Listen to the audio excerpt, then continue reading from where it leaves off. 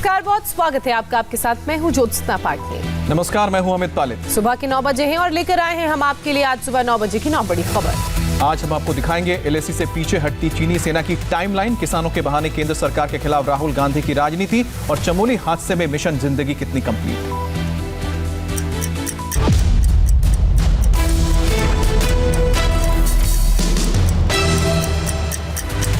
दिल्ली के मंगोलपुरी में birthday party में नोकझोंक के बाद बीजेपी युवा मोर्चा के एक कार्यकर्ता की हत्या कर दी गई। चौंकाने वाली बात यह है कि करीब दर्जन भर लोगों ने घर में घुसकर हत्या की इस वारदात को अंजाम दिया।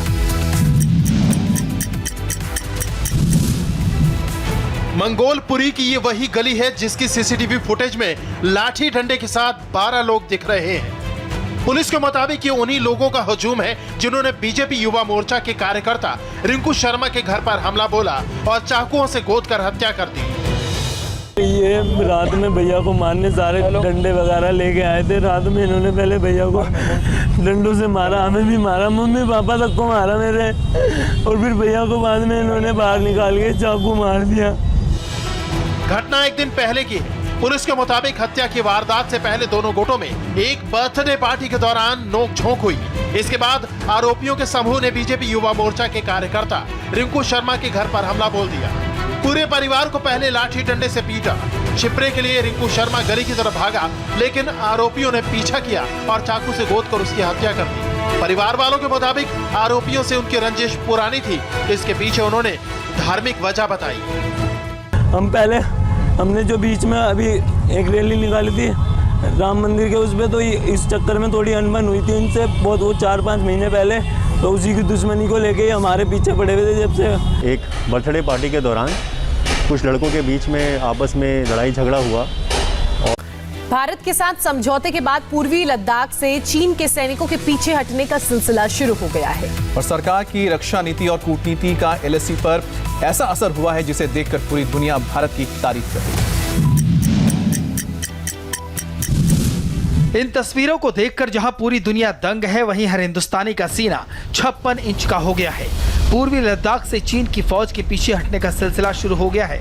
भारतीय सरजमीन में घुसे चीन के टैंक्स वापस जा रहे हैं। इतना ही नहीं, भारत के दबाव का असर ऐसा है कि चीन की फौज को वादा करना पड़ा है कि भविष्य में वो इस हद को पार नहीं करेंगे। रक्षा मंत्री राजनाथ सिंह ने गुरुवार को संसद में बताया कि 9 महीने तक अड़े रहने के बाद, तमाम हथकंडे अपनाने के बाद लद्दाख में भारत और चाइनीज आर्मी के बीच डिसएंगेजमेंट प्रोसेस शुरू हो गया है। इसके साथ ही रक्षा मंत्री ने यह भी बताया कि समझौते में भारत ने कुछ भी नहीं खोया। पैंगोंग लेक एरिया में चीन के साथ डिसएंगेजमेंट का जो समझौता हुआ है, उसके अनुसार दोनों पक्ष फॉरवर्ड डिप्लॉयमेंट को फेज, कोऑर्डिनेटेड और वेरीफाइड मैनर में हटाएंगे। चीन अपनी सेना की टुकड़ियों को नॉर्थ बैंक में फिंगर 8 के पूरब की दिशा की तरफ रखेगा। मैं फिर से दोहराना चाहता हूं अध्यक्ष महोदय, चीन अपनी सेना की टुकड़ियों को नॉर्थ बैंक में फिंगर 8 के पूरब की दिशा में की तरफ रखेगा, और इसी तरह भारत भी अपनी सेना की टुकड़ियों को फिंगर 3 के पास अपने permanent base Dhan Singh Rana post पर रखेगा। इसी तरह की कार्रवाई साउथ बैंक एरिया में भी दोनों पक्षों द्वारा की जाएगी। इस बातचीत में हमने कुछ भी खोया नहीं है सभापति महोदय। सदन को यह भी जानकारी देना चाहता हूं, अभी भी एलएसी पर डिप्लॉयमेंट तथा पेट्रोलिंग के बारे में कुछ आउटस्टैंडिंग इश्यूज बचे हुए हैं। इन पर हमारा ध्यान आगे की बातचीत में रहेगा। रक्षा मंत्री ने संसद को बताया कि चीन की फौज पूर्वी लद्दाख से वापस लौट रही है। अप्रैल 2020 के पहले वाली स्थिति कायम हो रही है। लेकिन कांग्रेस समेत तमाम विरोधी दल को इस पर यकीन नहीं है, तो अब भी सरकार पर सवाल उठा रहे हैं। सिर्फ देश के रक्षा मंत्री ही नहीं, चीन के विदेश मंत्रालय ने और चीन के डिफेंस मिनिस्टर ने भी कहा कि समझौता हो गया है।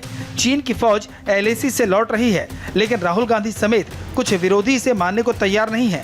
इधर राजनाथ सिंह ने संसद में लद्दाख बॉर्डर पर हुए समझौते की जानकारी दी और उधर राहुल गांधी का ट्वीट सामने आ गया। हर बार की तरह इस बार भी राहुल गांधी ने सरकार पर सवाल उठा दिए। वर्तमान स्थिति की कोई जानकारी नहीं, न कोई शांति और शांतिपूर्ण माहौल। सरकार हमारे बहादुर जवानों के बलिदान का अपमान क्यों कर रही है और हमारी जमीन क्यों जाने दे रही है। सिर्फ राहुल ही नहीं, हैदराबाद के भाईजान ओवैसी ने भी इस मुद्दे पर सरकार को घेरा। अप्रैल 2020 में जो पोजीशन था, क्या वो स्टेटस को एंटी रेस्टोर हुआ नहीं हुआ? डिसएंगेजमेंट का मतलब क्या है? दूसरी बात, इस स्टेटमेंट में बात वाज़ेह नहीं हो रही कि भारत की फौज फिंगर 8 तक पेट्रोलिंग करती थी, अब वो कह रहे हैं कि फिंगर 4 पर जाएंगे। ये क्या मतलब है?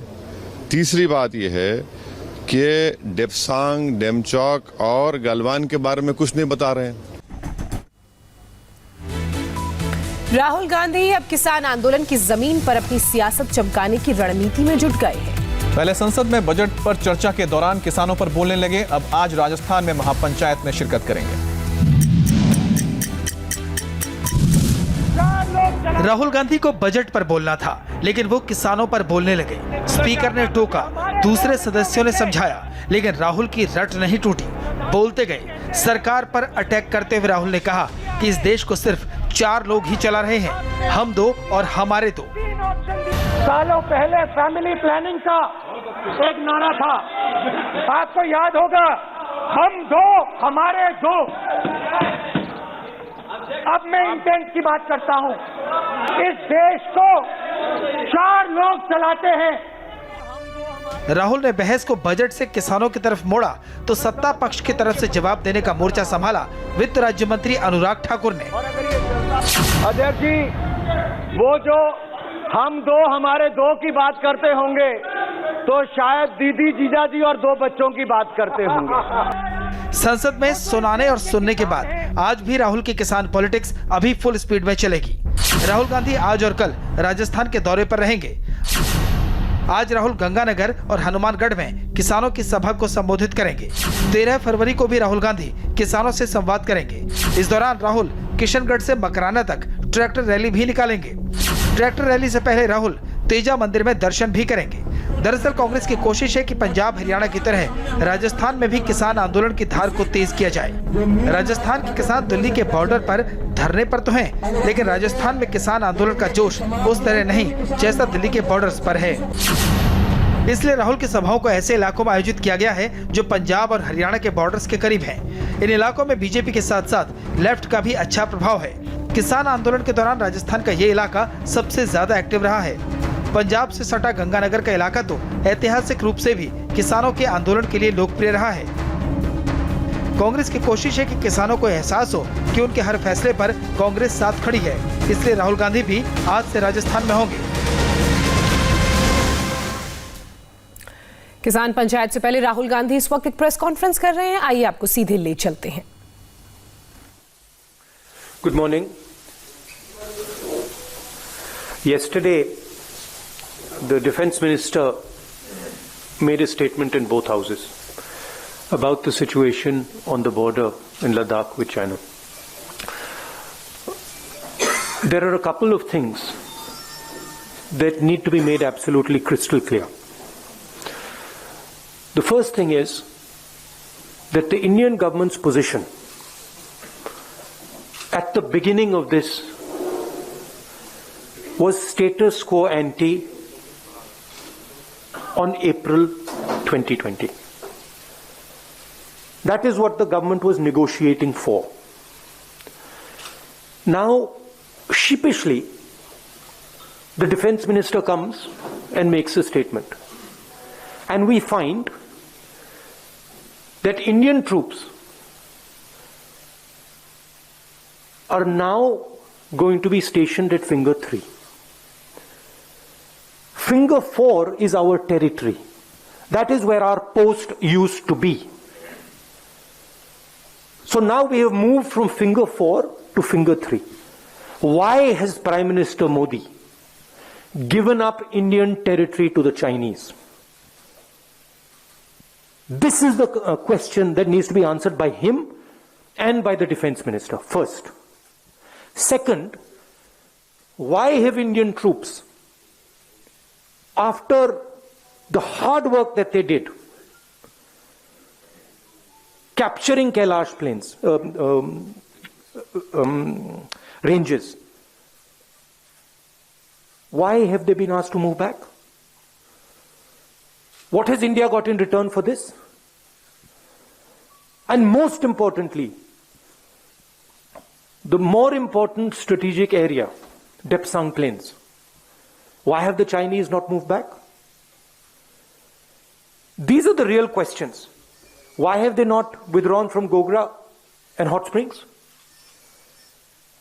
It's a very clear thing that has happened. The Prime Minister of India has given Indian territory to China. Hindustan की जमीन, पवित्र जमीन, नरेंद्र मोदी ने चाइना।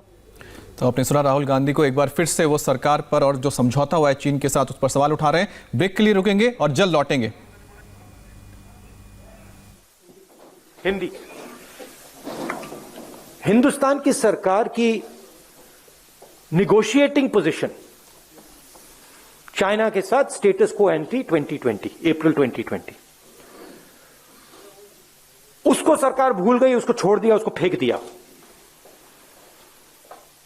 चाइना के सामने नरेंद्र मोदी ने अपना सिर झुका दिया, मत्था टेक दिया। हमारी जमीन फिंगर 4 तक है। नरेंद्र मोदी ने फिंगर 3 से फिंगर 4 की जमीन, जो हिंदुस्तान की पवित्र जमीन है, वो चाइना को पकड़ा दी है। यह पहली बात है। दूसरी बात, जो स्ट्रेटेजिक एरिया है डेप्सांग प्लेन्स का, जहां चाइना अंदर आया है, उसके बारे में एक शब्द नहीं बोला डिफेंस मिनिस्टर ने। वहां बैठे हुए हैं। गोगरा और हॉट स्प्रिंग्स के बारे में एक शब्द नहीं बोला, वहां बैठे हुए हैं। सच्चाई यह है कि हमारी जो पवित्र जमीन है नरेंद्र मोदी ने चाइना को दी है। यह सवाल है, इसका जवाब दें। अब आपके कोई सवाल हो पूछिए।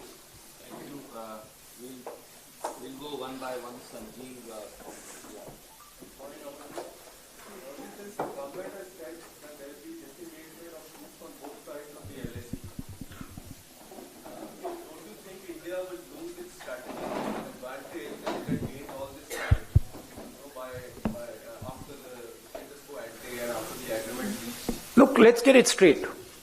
First of all, there was no strategic advantage. The Chinese were in our land. The Chinese were in Depsang, they were in Pangong. Our soldiers risked everything they had